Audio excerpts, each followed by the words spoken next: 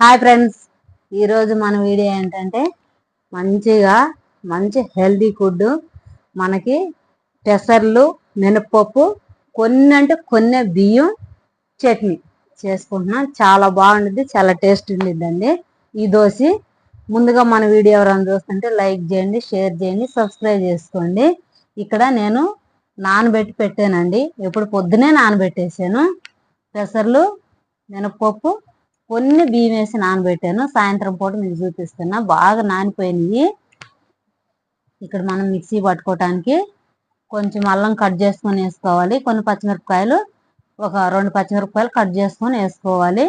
వేసుకొని మిక్సీ జార్లో మనం ఏవైతే నానబెట్టుకున్నామో ఈ పప్పులు ఇవి వేసి మిక్సీ పట్టుకోవాలండి.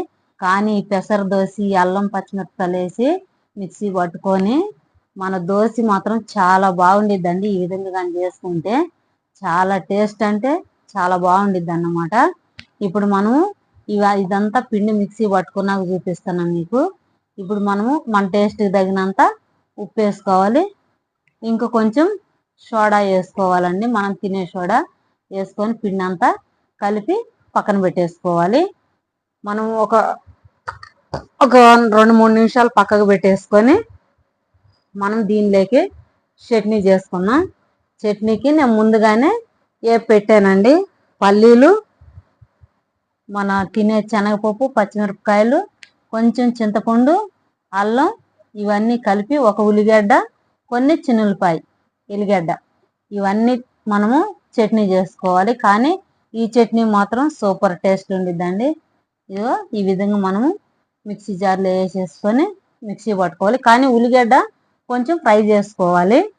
ఇప్పుడు మనం చట్నీ మిక్సీ పట్టుకొచ్చుకొని పొయ్యి మీద బాండి పెట్టేసుకొని ఆయిల్ పోసుకొని ఒక 2 టీ స్పూన్లు ఆయిల్ వేసుకొని ఆయిల్ వేడెక్కినాక కొన్ని ఆవాలు, జీలకర్ర వేసుకొని కొంచెం కరివేపాకు వేసుకొని కొంచెం ఇంగు వేసుకోవాలి. ఇంగు వేసుకొని వేగినాక మనం పోపు చట్నీలో వేసేసుకోవాలండి. వేసుకొని మంచిగా చట్నీ కలుపుకొని పక్కన పెట్టేసుకోవాలి. ఈ చట్నీ కానీ ఇలాగ చేసుకుంటే చాలా బాగుండిద్దండి.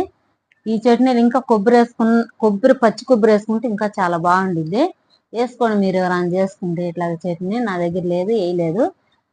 ఇప్పుడు మనము చట్నీ పక్కకు పట్టేసుకొని ఇప్పుడు మనం పిండి పొయ్యి మీద ప్యాన్ పెట్టేసుకొని ఉల్లిగడ్డ రుద్దాలి. ముందు రుద్దితే ఏంటంటే మనకి మంచిగా దోశ లేచి వచ్చింది అనమాట. దాని అంతటా అదే వేడి అవ్వడంలో లేచి వచ్చింది. దోశ కూడా పెనుకి అతుక్కొని పోకుండా చాలా బాగా వచ్చింది అన్నమాట.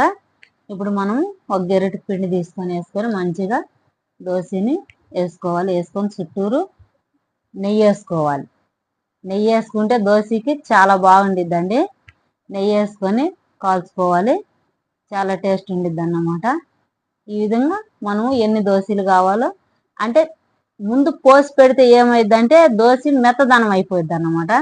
అప్పటికప్పుడు క్రిస్పీగా తినే కొంది పోసుకోవాలి. చాలా బాగుండిద్ది.